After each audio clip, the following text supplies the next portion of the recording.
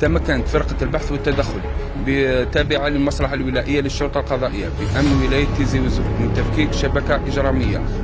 مختصة في ترويج المخدرات متكونة من 5 أشخاص ينحدرون من ولايتي بومرداس وتيزي وزو، أين أسفرت العملية إلى حجز 1 كيلوغرام و383 غرام من المخدرات كيف معالج، 48 قرص من المؤثرات العقلية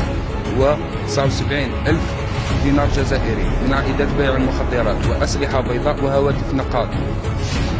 سوف يتم تقديم المعنيين أمام السيد الوكيل الجمهورية اليوم المختص إقليميا